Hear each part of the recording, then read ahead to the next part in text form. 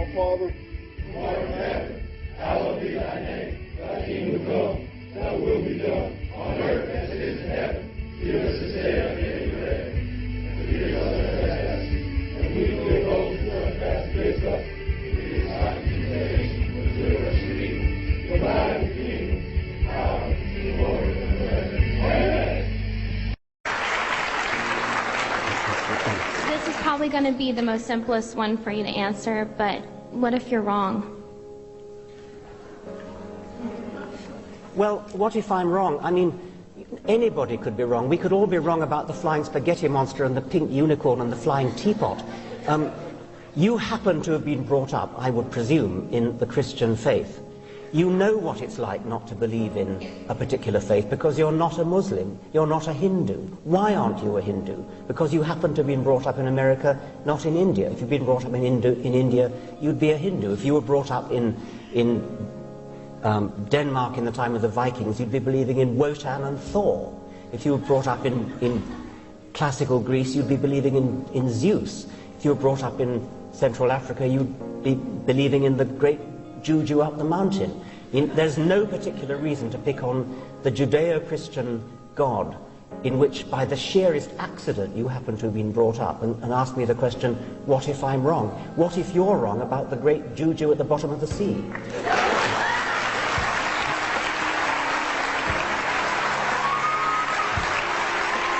Okay, let's talk religion. We do it every once in a while. Now, just to be clear, I am not agnostic. I'm an atheist. I don't think there's no God. I know there's no God.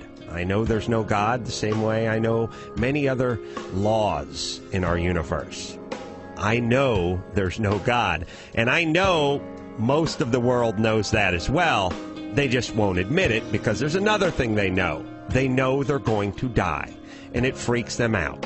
I'm an atheist, not to be a dick, but just because it seems like I'm an atheist too. Yeah, it seems like the most likely scenario. But I loved Jesus. You know, I believed in God. I think, you know, my mum wanted me to. I think for a working class woman who's rushed off her feet, you know, the most she can hope for is that their son don't get killed in a barroom fight. And Jesus, I suppose, is an invisible, free babysitter. You know, if I can't see you, someone's watching you, which is obviously misplaced. Very sweet, you know, but misplaced. And I was about 8, and I was doing something from the Bible. And my brother came in, who was older than me. His name was Bob, still is. And he was about 19. And he said, "What are you doing?" I said, "Oh, doing this, Jesus, God." And he said, "Why do you believe in God?" And my mum went, "Bob." And I knew then that she was hiding something from me. And he was telling the truth. And I thought about it. And I was a bit of a scientist even then, you know. I could read really well by the time I was 3. I suppose I was a bit of an experiment because I was the youngest by 11 years, you know. And I was into science and nature, and I suppose I was a logical person, and I thought... Yeah. But I learned it through body language. I learned it through that human interplay between these two people, that one was worried about what the other one was going to tell me. So I assumed that my brother had something big to tell me, and my mum, protecting me, didn't want me to hear it. So I just made the conclusion that he was right. Something, this is sincere. I want you to know, when it comes to believing in God, I really tried. I really, really tried. I tried to believe that there is a God who created each of us in his own image and likeness, loves us very much, and keeps a close eye on things. I really tried to believe that, but I gotta tell you, the longer you live, the more you look around, the more you realize something is fucked up. Something is... And while this was all going on, I went to Catholic school. And it was my first year in Catholic school, first grade. And they were so fucking mean. Dude, I don't remember shit about first grade, okay? I don't remember anything about being 6 years old. You know what I remember? Sister Mary Josephine at Our Lady of Czestochowa. in Patterson, New Jersey. I think it was Patterson or Newark. I remember that. I remember that fucking Because it was a scary experience. I lived Religion there is for very a scary. year. I lived there for a year, okay? I went to that school for a year, and in that year, I went to school every day terrified. And every day there was this fucking cunt, old, wasted up, used up life nun that was just evil to everyone, every day. It was always yelling at you. To admit that there's no God and that they know it. They feel it, they try to suppress it, and if you bring it up, they get angry because it freaks them out. Because life is filled with tragedy, and it's filled with worse than tragedy, the unknown. Every time you get into your car, every time a loved one gets on an airplane, every time somebody goes off to do anything, every time Heath Ledger takes a nap, there's a chance he won't wake up. And when you see that happen to 28-year-old young men who seem to be healthy, you think to yourself, well, that could be my son, my daughter, or worse, me. So we must make sense of it. Yeah, it feels bad.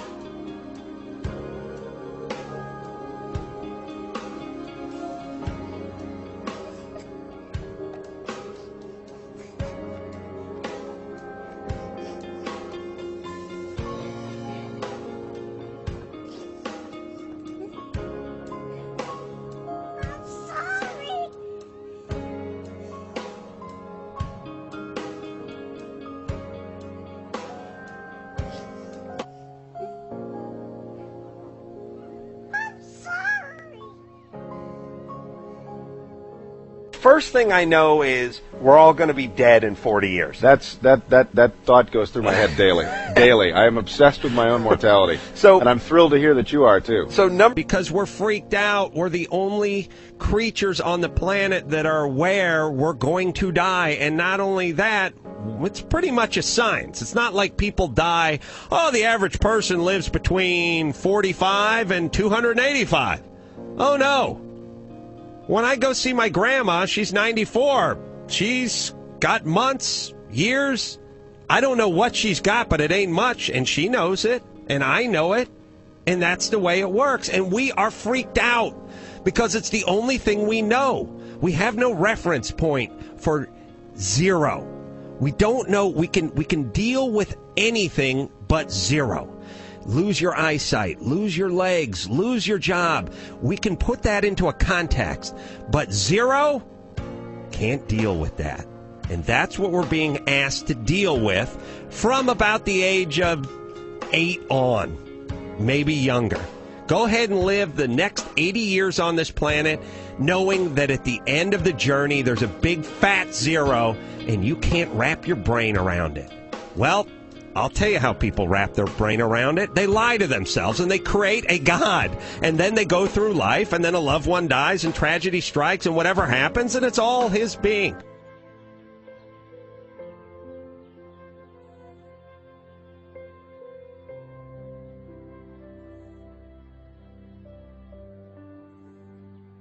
I will love thee, O Lord, my strength.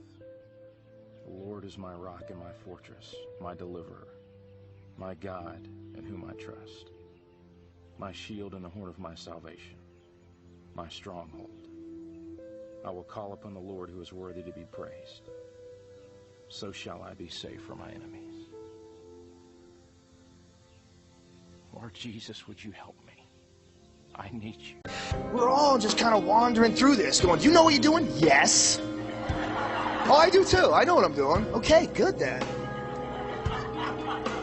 But really, no one has a fucking clue. But we never bring it up. You remember when you were a kid and you thought they were real grown-ups? When I was a kid, I thought they were grown-ups. Didn't you? Like, you were crying, you got sent to your room, like, you know what? One day I'm going to be a grown-up and everything's going to make sense. Then one day you're like 25 at the supermarket and the bag boys calls you sir and you're like, what the fuck? How'd that happen? Shit! I mean, I'm a grown-up? Oh my God, are we fucked? You mean nobody knows? We're all just zombies walking through this life? Shit! And guys like me get yelled at for telling the truth. Please. I don't believe in God any more than I believe in anything else that doesn't exist. So shoot me. And they quite possibly could, because they're that freaked out about their fairy tale and protecting their love. You pinheads who attacked me for this, you guys are just desperate. How'd the moon get there? How'd the sun get there? How'd it get there? Can you explain that to me? How come we have that and Mars doesn't have it? Venus doesn't have it. How come? Why not? How'd it get here? How did that little amoeba get here? Crawl out there. How'd it do it? Come on. You have order in this universe. You have an order in the universe. Tide comes in, tide goes out. Okay, yeah, the moon does it. Fine. How'd the moon get there? Who put it there? Did it just happen? Okay, if we have existence, if we have life on Earth, how come they don't have it on the other planets? Were we just lucky? Some meteor do this? Come on. You know, I see this stuff, it's desperate. As I've said many times, it takes more faith to not believe and to think that this was all luck, that all this human body, the intricacies of it and everything else, all luck, than it does to believe in a deity. Now, the other part is people want to know, well, where do I get my evidence? What made me an atheist? Nothing makes you an atheist. Not having a weird religious retarded dogma funneled up your ass as a young person, that's what makes you an atheist. Nothing makes you an atheist. Having a brain, being able to use deductive reasoning, that's what makes you an atheist. It's not something made me an atheist. Nothing. I didn't have religious parents. My theory is they're too lazy. The only reason you believe what you believe is it can only come from two places.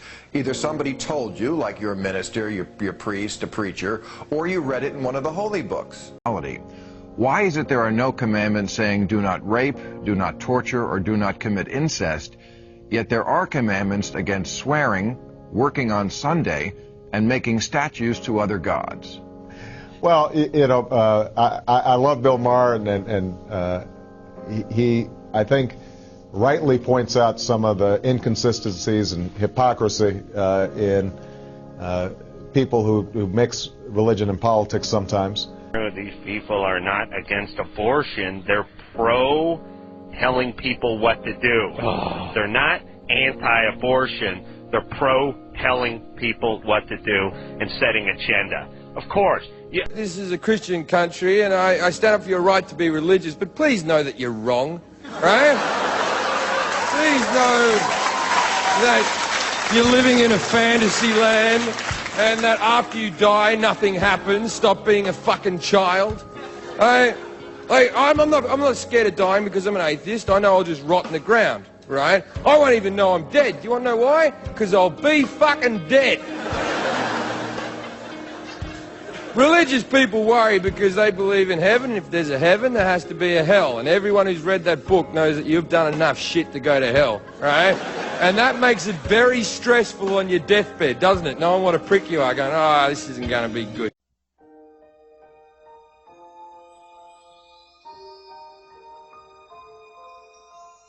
Little boy at peace. What is this place?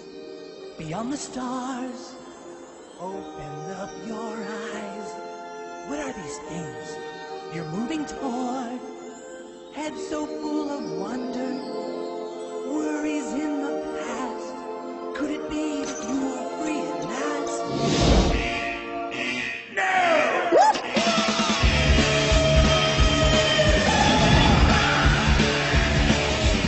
Little boy, you're going to hell.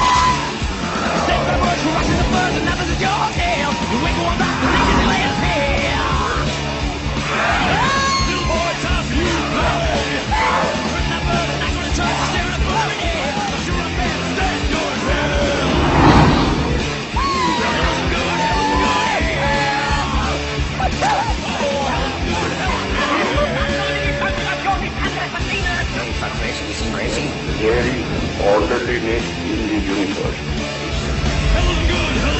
Rid of their being activists, they don't like that. you're threatening, you're effing with their ex. Their defense. Yeah, that's what they do. Yeah. They chain themselves to trees. They throw red dye on people that are wearing suede. They shoot abortion. They go hold hands out front of abortion clinics. You're screwing with their way of life. It's like their football team's leaving town. So you got to give them something to feel activist about. So what do you do? Well, they'll feel. Here's what all they do. They just sort of ignore the truth and move on to whatever it is. That's it. Here, hey, you guys are worried about abortion. Oh, here's a pill that'll substantially cut in. But not interested. We're interested. Hey, we're having a rally. You mind? Yeah, but we got this pill that's gonna so you guys can break it up, put your signs back, go back to work. No. We got a meeting. We got a rally. I got a newsletter. I got to do some IMing. I got to get on the internet and write a bunch of weird stuff. We're tracking a bunch of abortion doctors right now. We're giving out their home address. You understand? They're effed up. They're effed up people. This is what they do. It's not the cause. It's the journey. You see? And that's why you can never hang around with any of these a-holes. And the thing is they never admit they're just a-holes. And we never treat them like they're a-holes. We just sit there and respect them. Well, listen, okay, you're a very religious man. I respect your feelings. No, you're a retard. You a-holes who go up to the mountain and wait for the rapture. You polygamists with your 52 kids and your 28 wives, and they're all sisters, and you're getting government subsidies. So you're criminal a-hole retard. You sort of cross. You're amalgamation of nuts and retarded and criminal and all that. And people should have no respect for these people. And it's just... I don't understand the logic of saying that I have to respect insanity. This idea that I have to respect insanity is why we got so many yahoos making millions of dollars on television right now. Because people out here talking about, well, you got to respect them. No, I don't. No, I don't. Come on, just shut the fuck up. Just stop it. You're talking goofy nonsense. You got to show me something. You got to show me a fucking YouTube clip. You got to show me something before I want to believe in this kind of goofy shit. It's just silly.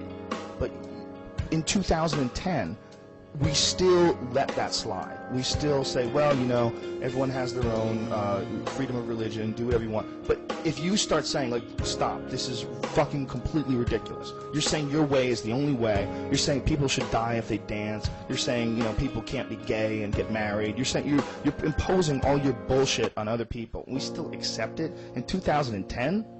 I read the New Testament. There doesn't seem to be a lot of downside to being like Jesus. He seemed to be a pretty good guy to me, Bill. And I think if Jesus were in charge of the country or the world, we'd all be in a lot better place. Would we not? Right. The Bible, man, the Bible, it's in the Bible. I live my life by the Bible, but listen, here's the bottom line about the Bible. You're not even reading the Bible, stupid. What you're reading is a version of the Bible that was translated first into Latin, then into Greek. The ancient Hebrew version of the Bible, they don't even know all the words. They only know a certain percentage of the words in ancient Hebrew. Like, they literally don't know what the words mean. And part of it's because letters were also numbers in ancient Hebrew. If you really wanted to transform these weird people who worship invisible, homophobic, child-sacrificing gods, if you wanted to transform people who feel comfortable dropping bombs on other people, then the quickest way to do it would be to give them a substance that allowed them to connect to each other and to the earth and to develop an instantaneous form of empathy unlike anything else. And then when they came back to, it'd be much more difficult to think about, to perceive what their weird invisible God in the same way. In awe of the all-time champion of false promises and exaggerated claims, religion. No contest. No contest. Religion easily has the greatest bullshit story ever told. Think about it. Religion has actually convinced people that there's an invisible man living in the sky who watches everything you do every minute of every day. And the invisible man has a special list of 10 things he does not want you to do. And if you do any of these 10 things, he has a special place full of fire and smoke and burning and torture and anguish where he will send you to live and suffer and burn and choke and scream and cry forever and ever till the end of time. But he loves you. He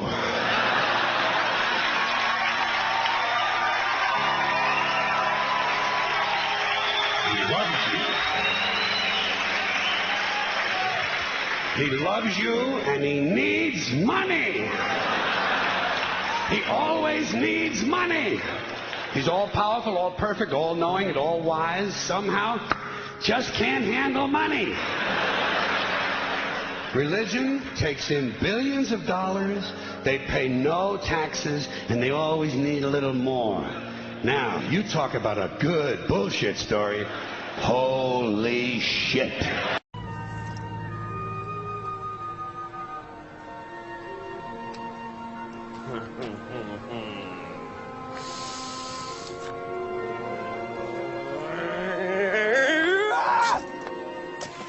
Fine! The gloves are off, pal! Come on, let me see a little rat. Smite me, oh mighty smiter! You're the one who should be fired! The only one around here not doing his job is you! Answer me! But in a recent poll, 61% of Americans agreed with the statement, religion solves all or most of my problems.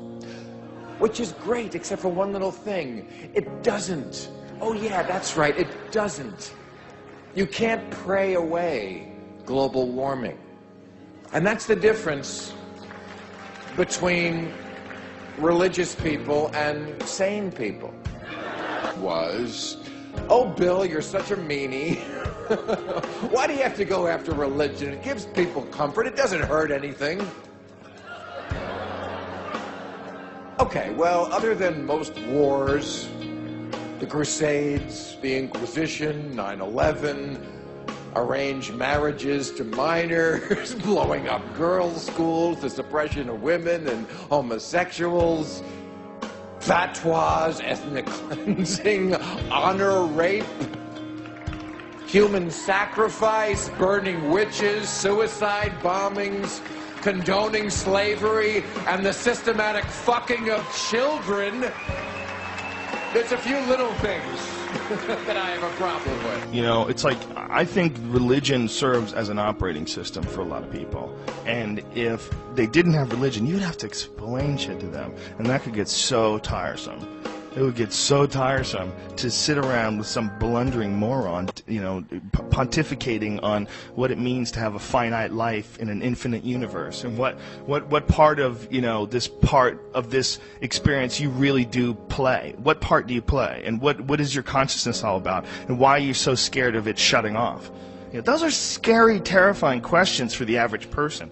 And, you know, maybe like, you know, maybe some ditch digger dude doesn't need to know that. Maybe there's some dudes who have some, I believe there's people that have brains that work way better than mine. I've seen it. I've talked to people that it's not just a matter of education. It's a matter of, some people are gifted. You know, there's some people that have little tiny hands, and then there's people that are built like Shaquille O'Neal, and he could grab them and crush them. And it's not fair. It doesn't make any sense, but it's just the way it is. And I think that there's some people that they're living in this life as humans, but yet they're not quite human. They're like just below human. Like, you talk to them and you're like, so what do you think happens when you die? Well, man, for sure you go to heaven and you get to be with Jesus. Yeah. Well, I've believed this since I was a child. Yeah. And you're talking to them, and you know there's like a weird disconnect with a person. Like they talk. And it's not even that they're not, it's like this. I've met some really intelligent Christians, don't get me wrong, that's not what I'm saying. What I'm saying is there's certain people that are just really dumb, and they really aren't capable of thinking about deep shit. They're not capable of pondering the really insane question of what the fuck this life is. They're not capable of it. So religion, I've always felt, is like a nice scaffolding for people like that.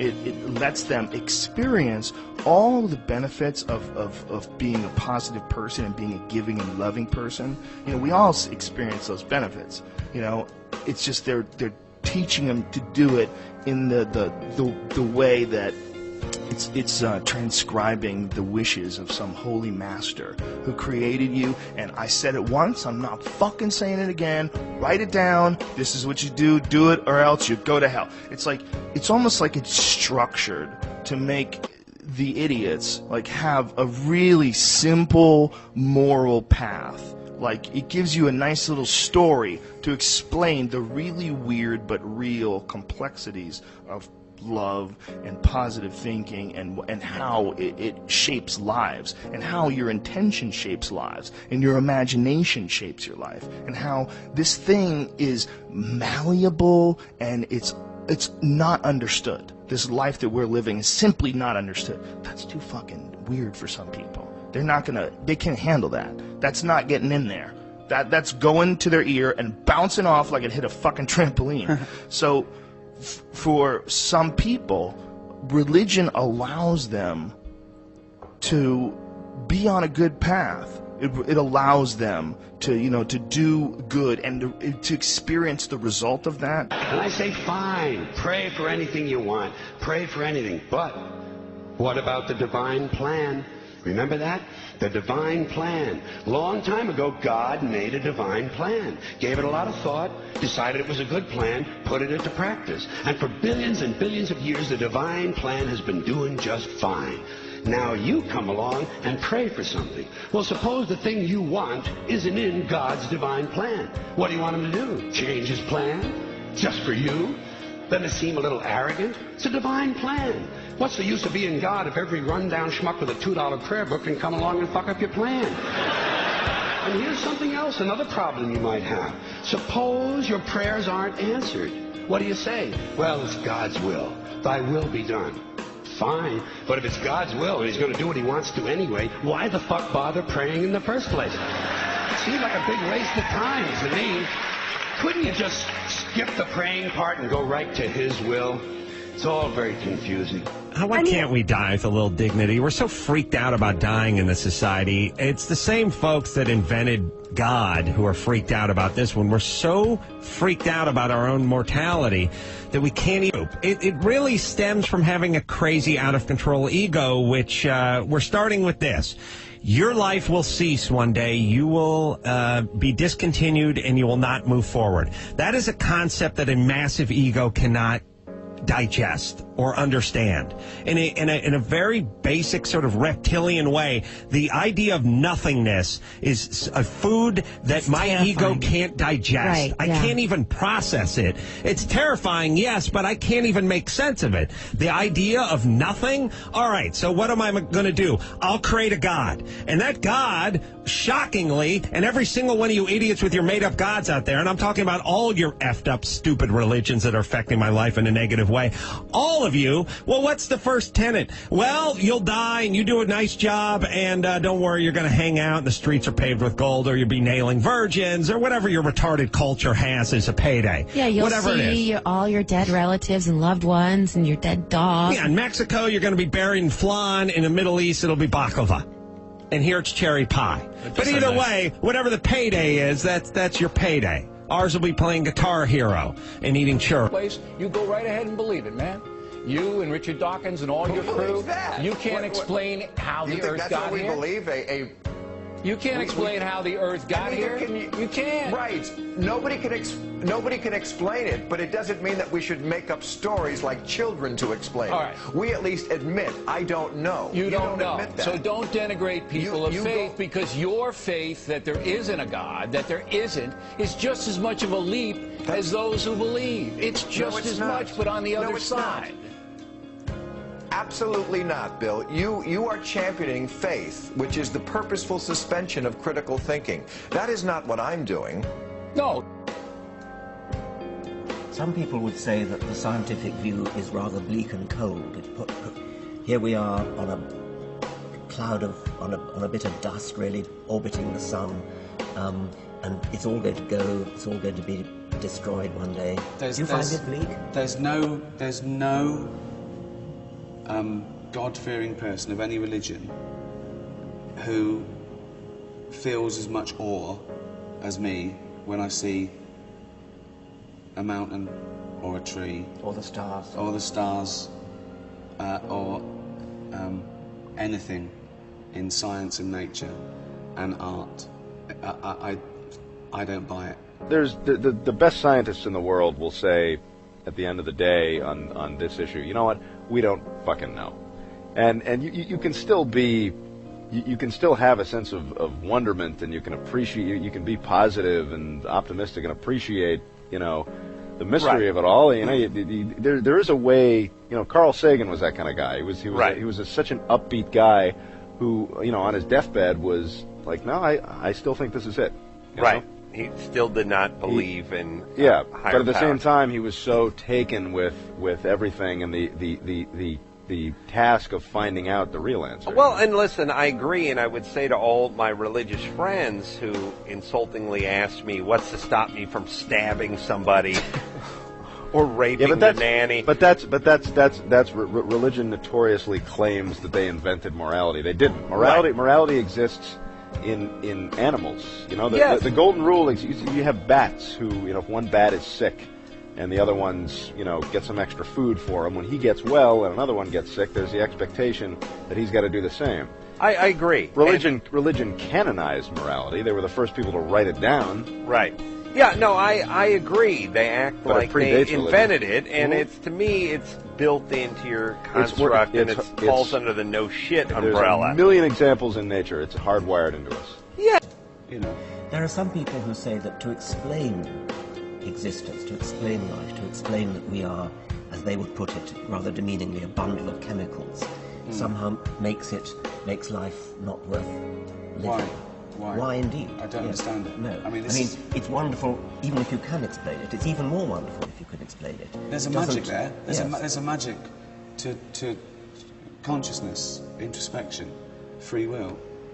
And the fact that you can say that it's done by nerve impulses speeding around the brain doesn't diminish it in any way. No, of it's course still not. wonderful. Of course not. Actually, I think it's more wonderful. I think it is because it's amazing.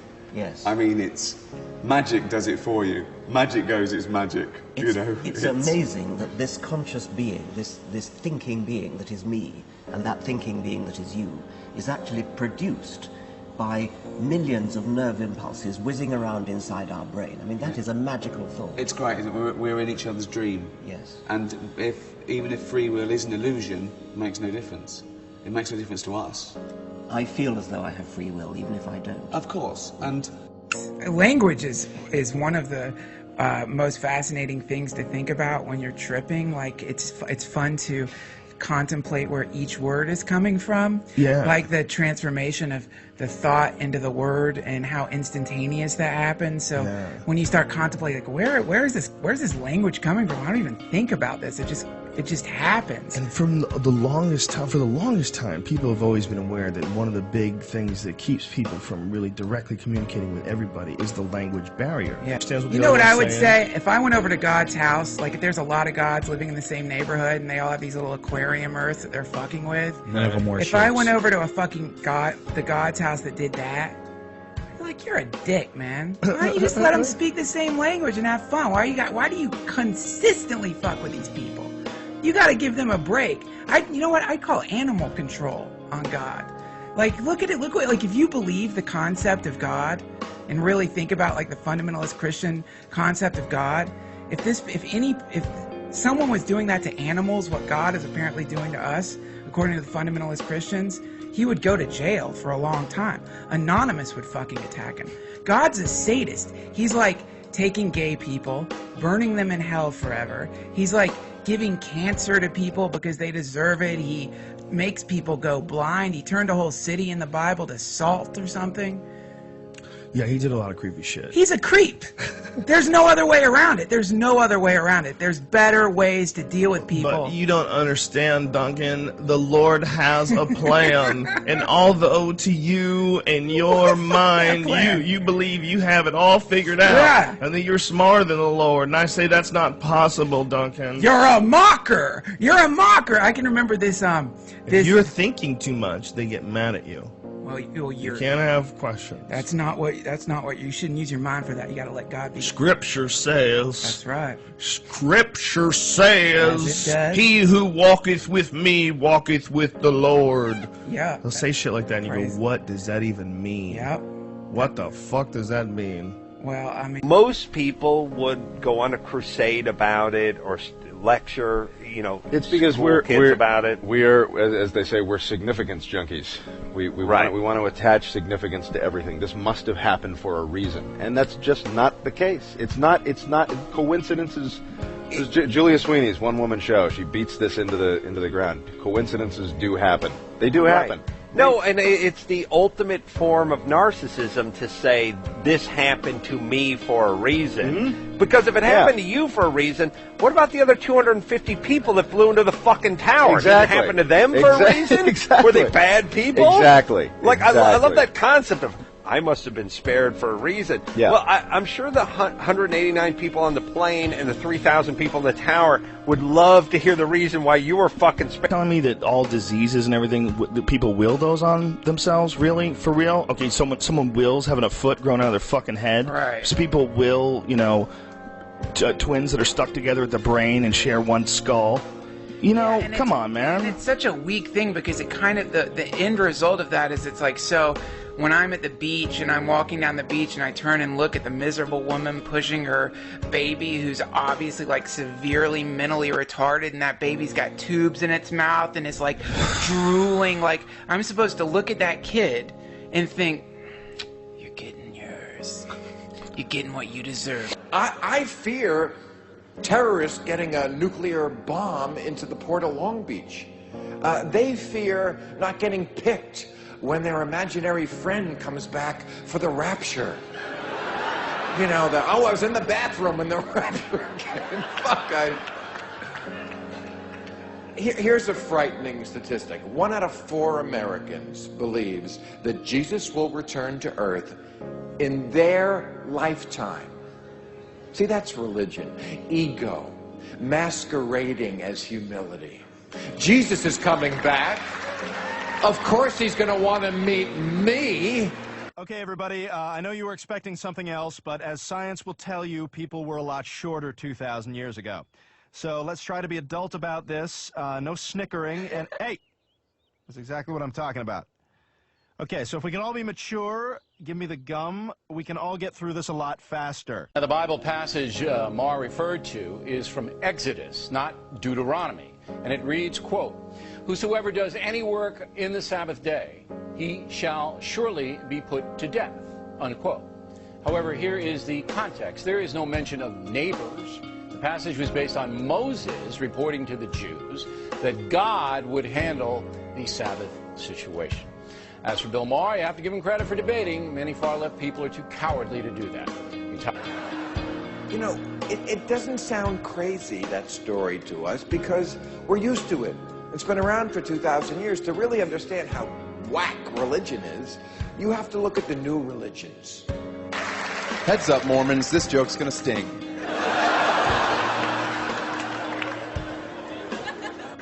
Let's not base your entire life on a religion that's old enough for my dad to be like, oh yeah, that's not true. That didn't happen. I don't know why they're wearing their pajamas under their clothes. I assume their God wants them to be comfy. The Mormon Church spent $20 million last year in the state of California making sure queers didn't legally get married.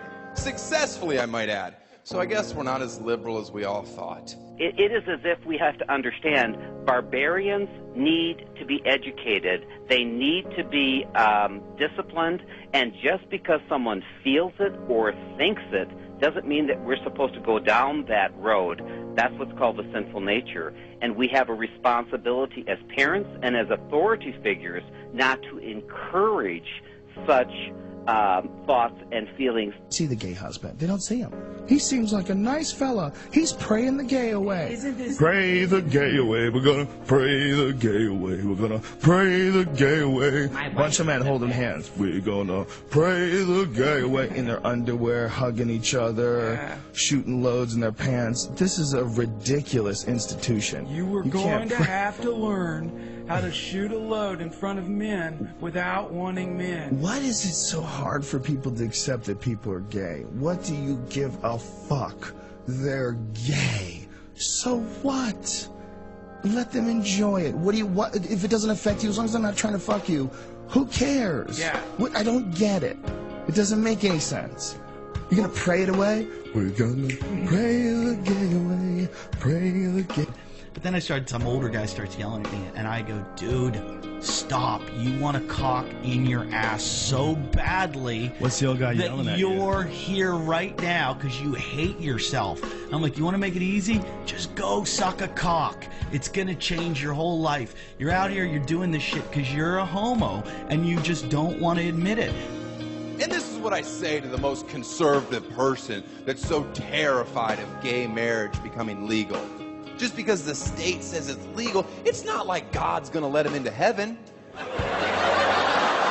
Okay? So you can still sleep sound every night knowing that goal line defense is up at the pearly gates just going, you're not getting in here, faggots! What do you think of the fact that it seems to be a movement that's gaining credibility as of late? I think it's about fucking time.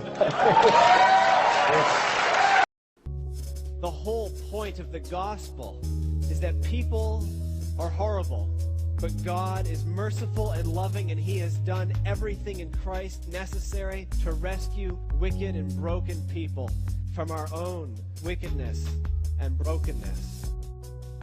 In the words of a friend, deep down, I'm a mess, and he's the only one who can hold me together. Without him, I'd fall apart. My life is nothing without Christ, and I couldn't endure anything without him. Or in my journal, I'm nothing without you. If a belief can do this to you, you will have almost no chance of being able to critically evaluate its truthfulness. Christianity alters your identity to ensure the survival of itself. And the ones who are the most vulnerable to this message are the ones who already deal with the insecurity of feeling like they are not good enough. Young people who want to understand love and truth and what it means to be good, which is the very nature of being an adolescent. And to them, as the adults they trust and look up to, while believing we are doing what is loving, we tell them that you can never be good enough unless you accept this. This is what love is. This is what you deserve for your flaws. That is the gospel. The death of Jesus has no meaning unless you first believe that it should have been you. And I say to the grown-ups, if you want to deny evolution and live in your world that's completely inconsistent with everything we observe in the universe, that's fine. But don't make your kids do it, because we need them. We need scientifically literate voters and taxpayers for the future. We need people that can, we need engineers that can build stuff, solve problems. Same as when they say, Jesus is always with me. I'm hearing, okay, that's called having an imaginary friend. Which is okay when you're a child. When you're a child, it's okay to believe in myths and fairy tales to settle unsettling questions in your mind. But when you get older, you have to kind of look at it again. Yes, it's not your fault. I'm not being hostile. I'm trying to find a way to understand how otherwise bright people can believe in stuff that is nonsensical and spiritually unnecessary. And the reason is because they did it to you when you were a kid. I also was raised Catholic. People, adults, they put stupid shit in kids' heads. They don't do it just mentally, they do it physically. When I was a kid, they drilled mercury into my cavities. Mercury, which we now avoid even in fish, even in trace amounts, and they drilled it right into my head. But when I got older, I had it drilled out. And you can do the same thing with Catholicism. There comes a certain point in time where you have to pop the training wheels off. And you have to recognize that all this morality that you've developed is good because it's good to treat other people good. It's good to treat other people the way you would like to be treated yourself. It's like a fucking golden rule, and there's a reason for it. And that reason is that we're connected in some strange way that we don't totally understand. You got to figure out a way to enjoy this fucking life. It's not because of Jesus. It's not because of Moses. It's not because of anybody that may or may not have ever existed. It's because that's how you fit in better in the world. That's how you stay positive. And it doesn't have to be some shit that was written 5,000 years ago on fucking animal skins. That doesn't have to be the golden rule because it's old. You know, that's dumb. We need to figure out, like, now, today, what is, you know, the best way to live your life? What is the... You know, and I think that anyone who is thinking about maybe being an atheist, if you read the Bible or the Quran or the Torah cover to cover, I believe you will emerge from that as an atheist. I mean, you can read The God Delusion by Richard Dawkins. You can read God Is Not Great by Hitchens. But the Bible itself will turn you atheist faster than anything. But religion, it stops people from thinking because they think all the answers are in that one book. It impedes progress. It justifies crazy people. Flying planes into a building was a faith-based initiative. And matters of otherwise common sense become points of debate, like gay marriage. Would we even be having this discussion about whether gay people can marry except it's because it says in the Bible, no queers. That's where the whole thing comes from, the Bible. The same book that says slavery is okay, and that you can stone someone to death for working on Sunday. That book, the one with the snake and the poison apple and the virgin birth, and people lived in a whale and people lived to 900 years old. That infallible work of genius that the president believes literally. Because miracle stories abound even in the 21st century. The devotees of the South Indian guru Satya Sai Baba ascribe all of the miracles of Jesus to him. He reads minds, he foretells the future, he raises the dead, he was born of a virgin. Okay, Satya Sai Baba is not a fringe figure. You might not have heard of him, but they had a birthday party for him a few years ago, and 1 million people showed up. There are vast numbers of people who think he's a living God. Okay, so Christianity is predicated on the claim that miracle stories, exactly of the kind that today surround a person like Satya Sai Baba, become especially credible when you place them in the pre-scientific religious context of the first century Roman Empire, decades after their supposed occurrence, as attested to by copies of copies of copies of ancient Greek and largely discrepant manuscripts. We have Satya Sai Baba's miracle stories attested to by thousands upon thousands of living eyewitnesses, and they don't even merit an hour on cable television. And yet you put a few miracle stories in an ancient book, and half the people on the earth think it a legitimate project to organize their lives around them. Does anyone else see a problem with that? What we've heard from the other side and from the middle is that science is so complicated and counterintuitive and obviously incomplete that this leaves room for the God of Abraham. Okay, that's basically the argument, that the scientists don't understand everything. We don't understand how the first complex molecules self-assembled. Indeed, we don't. Scientists are the first to admit when they don't know. So the arrogance is very much on the side of those who would put their Iron Age faith in the place of genuine scientific ignorance. You have order in this universe. You have an order in the universe. Tide comes in, tide goes out. Okay, yeah, the moon does it. Fine. How'd the moon get there? Who put it there? Did it just happen? But the great thing about science, and the thing which makes it unique in the history of human intellectual endeavors, is it is a human intellectual enterprise in which you get lots of credit for proving that you're wrong. Scientists really respect each other for proving that they are wrong. If you have a theory that you've defended for 15 years and then you publish a paper saying, I've been over it again, I've looked at the data again, and you know what, fellow colleagues, I botched it. I was wrong. They promote you for this. They say, this is the essence of intellectual honesty. We know you do good work because we see how you trashed your early accomplishments. Religion doesn't work like this. In the religious domain, you never admit you're wrong. You further elaborate the story to save whatever preposterous notion has been exposed, and you never deny, you never recant, you never go back.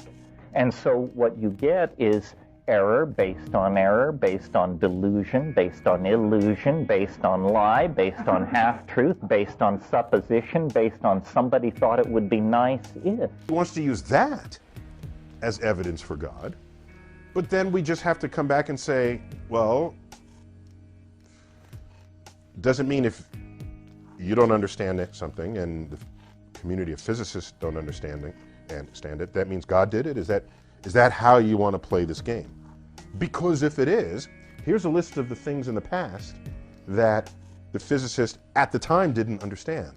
And a talk show you might have conducted 200 years ago would have said, the planets do retrograde? Can't understand that, must be a God. And we'd say, you know, you're right. And then 10 years later, we understand it, so what do you do?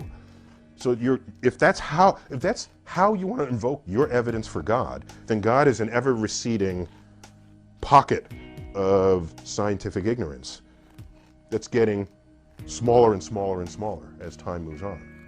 So just be ready for that to happen, if that's how you want to come at the problem. Terror strikes anxiety in a lot of religious hearts because it just hasn't been brought home to them that this move of theirs is just off limits. It's just not, it's not the game. It's not, it doesn't, you can't do that. And they've been taught all their lives that you can do that. This is a legitimate way of conducting a discussion. And here suddenly we're just telling them, I'm sorry, that is not a move in this game. In fact, it is a disqualifying move. Right. And precisely the move you can't be respected for making. Yeah, yes. Just adumbrate the move for me a bit, if you would, or for us. Perhaps only for me. Say what you think that move is. Somebody plays the faith card. Yes. They say, look, I am a Christian, and we Christians, we just have to believe this, and that's it. At which point, I guess the polite way of saying it is, well, okay, if that's true, you'll just have to excuse yourself from the discussion because you've declared yourself incompetent to proceed with an open mind. Now, if you really can't defend your view, then sorry, you can't put it forward. We're not going to let you play the faith card. Now, if you want to defend what your holy book says in terms that we can appreciate, fine. But because it says it in the holy book, that just doesn't cut any ice at all. And if you think it does, you're clearly, that is, first of all, that's just arrogant. It is a bullying move, and we're just not going to accept it. And it's a move that they don't accept when done in the name of another faith. Exactly. But now, in which case could I... What I think is hostile when so many people preface everything they say, as so many do nowadays, with, well, I'm a Christian. You know how people do that? You want fries with that? Well, I'm a Christian.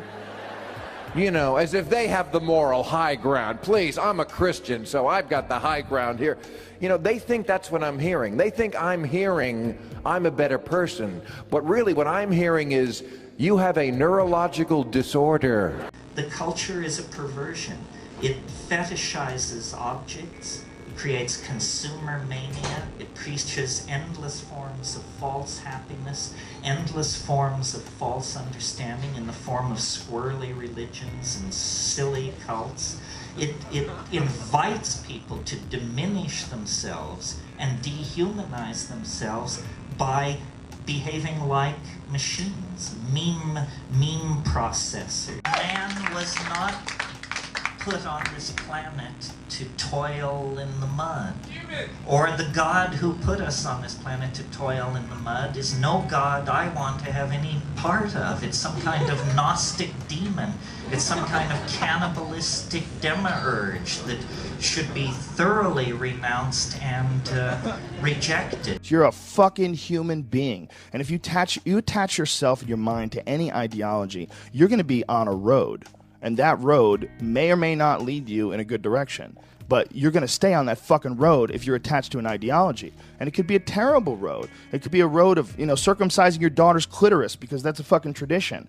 I mean, these fucking crazy bitches in Africa that cut holes in their lip and stretch them out to put plates on. Why is that? Because they got on a fucking road and they stuck with that road, regardless of rational thinking. They didn't use rational thinking at all. They just adapted a predetermined pattern of behavior that makes life so much more simple. And that's what every fucking religion is. The problem is no one knows. You cannot know. You can have your own beautiful personal experiences. You could have been the person that was actually touched by God. But when you start yelling and ranting that other people have to follow your lead or the fucking world's going to end and Christians are going to be taken away, I know you're full of shit. I know you're full of shit, and you know you're full of shit. And the real problem is that we can't say it because everybody's got this freedom of religion, religious freedom, the freedom to express yourself. Even if you're expressing yourself with nonsense that helps scared, lonely, sad people lock onto that nonsense so they feel like they're a part of something. I mean, that's what it is. It preys on people whose lives fucking suck. So it's all nuts. It's not like your shit's cool and my shit's not. And it's not that, yoga's the answer or fucking mushrooms are the answer. There's just questions. And until we're honest about that, we're never going to evolve. There is a fundamental difference between religion, which is based on authority, and science, which is based on observation and reason. Science will win because it works. 9 million children die every year before they reach the age of 5. Okay, picture an Asian tsunami of the sort we saw in 2004 that killed 250,000 people. One of those every 10 days, killing children only under 5. Okay, it's 24,000 children a day, 1,000 an hour, 17 or so a minute. That means before I can get to the end of this sentence, some few children, very likely, will have died in terror and agony. Think of the parents of these children. Think of the fact that most of these men and women believe in God and are praying at this moment for their children to be spared. And their prayers will not be answered. Okay, but according to Dr. Craig, this is all part of God's plan.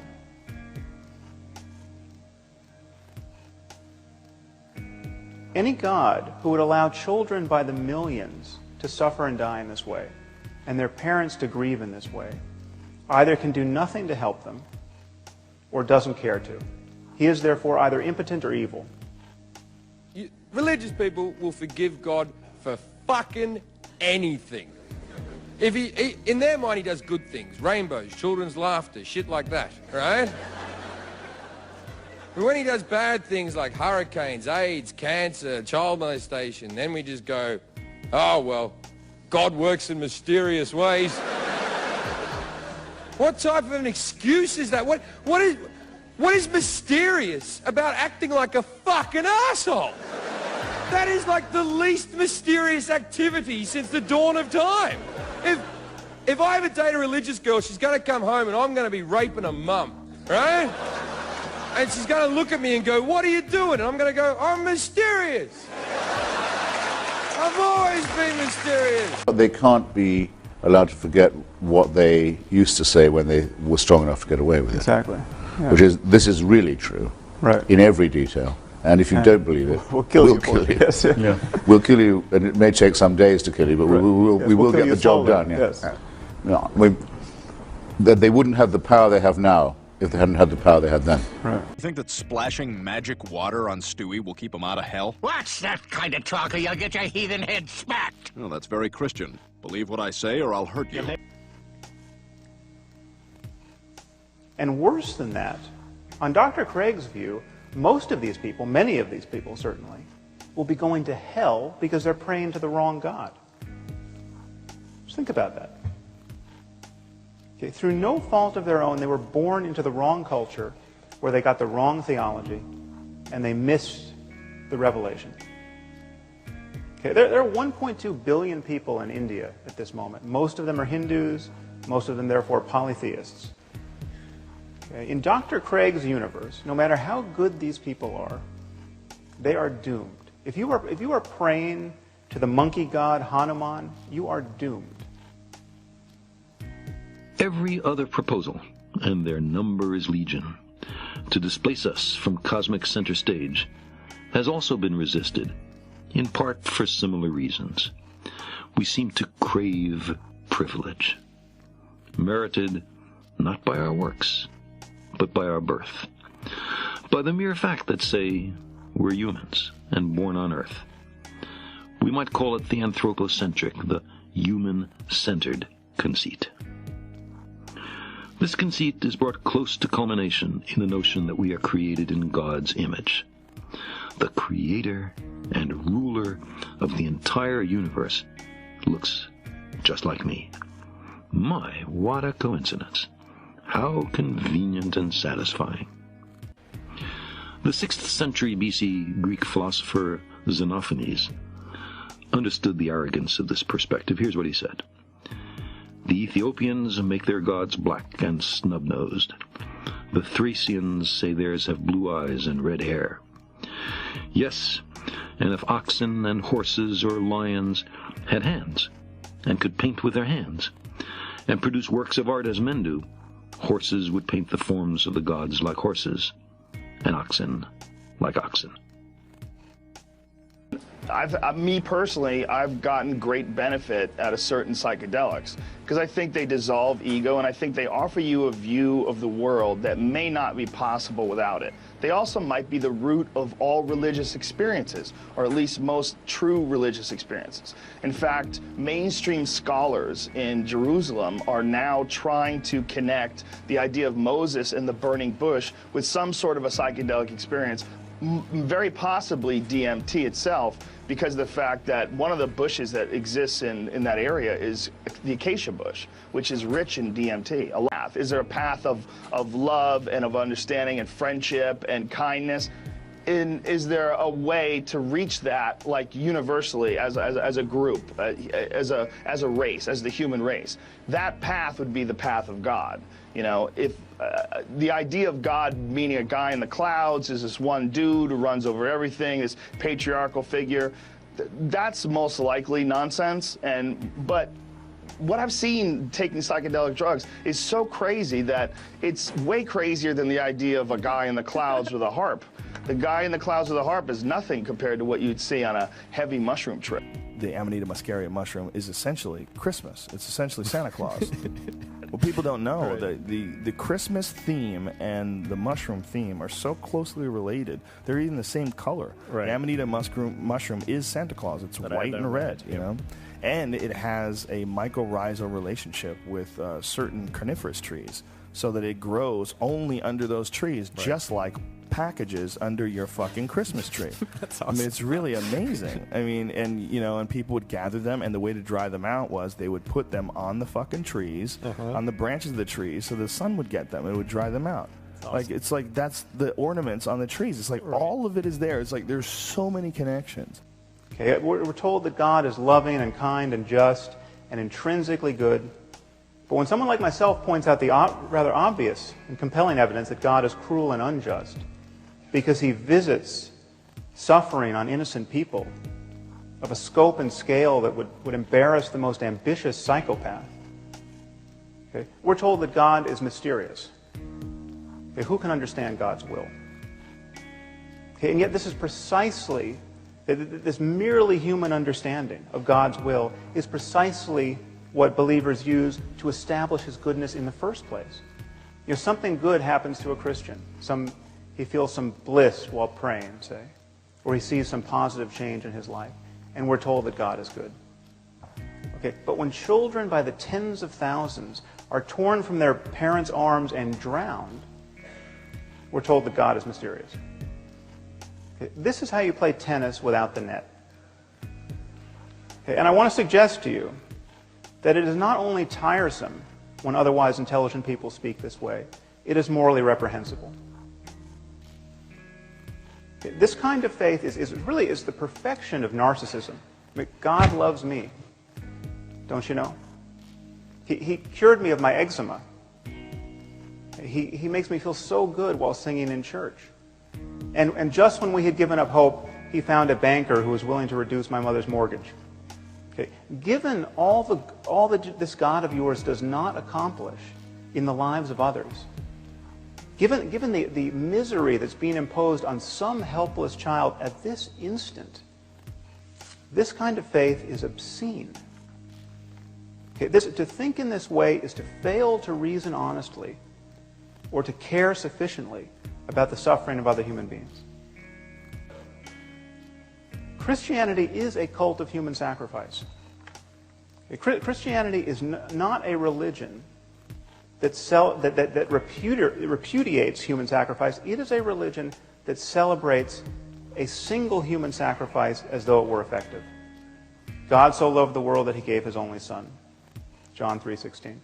Okay, the idea is that Jesus suffered the crucifixion so that none need suffer hell, except those billions in India and billions like them throughout history.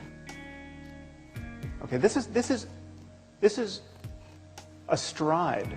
This doctrine is astride a contemptible history of scientific ignorance and religious barbarism. We come from people who used to bury children under the foundations of new buildings as offerings to their imaginary gods. I mean, just think about that. In vast numbers of societies, people would bury children in post holes, people like ourselves, thinking that this would prevent an invisible being from knocking down their buildings. Okay. These are the sorts of people who wrote the Bible. Okay. If there is a less moral framework than the one Dr. Craig is proposing, I haven't heard of it. The evidence so far at least, and laws of nature aside, does not require a designer. Maybe there's one hiding, maddeningly unwilling to be revealed. Sometimes it seems a very slender hope. The significance of our lives and our fragile planet is then determined only by our own wisdom and courage.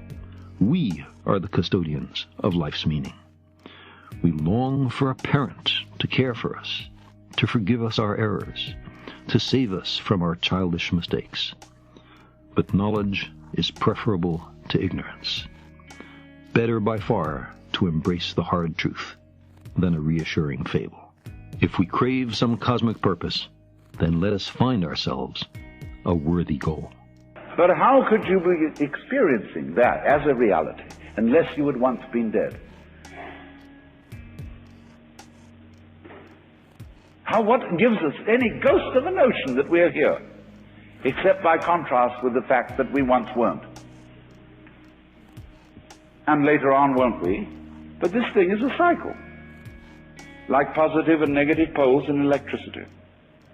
That thing that you were talking about, the way that we explore, the way that we have this desire to understand and to investigate and examine, that's the original impulse. It's just that impulse is being channeled through our particular neurologies, but that impulse is in all living things, that desire to experience and to explore and to learn. That this giant, massive bubble cluster of intelligence is God trying to understand what the fuck is happening. Because everybody acts like God knows everything. Everybody just thinks, oh, if it's God, it knows everything. Why? Maybe it's just like us, only a trillion billion to the trillionth squared times more aware and even that much more confused. Well, how about one greater? How about whence intelligent life eventually reaches a point where it can control all matter and has access to all the knowledge in the universe itself? Maybe it becomes God, and maybe that's what God is in the first place. And maybe this coalescence, this synergistic thing that's happening right now with humans and technology is because technology is the only way we can actually become God biologically. Right. Is that we have to figure out a way to manipulate matter to the point where we take what we call consciousness and put it into something that that can develop infinitely faster than our simple biology can, and that in turn becomes a universal consciousness. Yeah. And that is the origins of the universal consciousness. It's not just that we share space and that we share this morphic field, but in fact that all of our minds will eventually join as one supermind, and that supermind will be the very creator of the universe that has spawned us itself. Yes.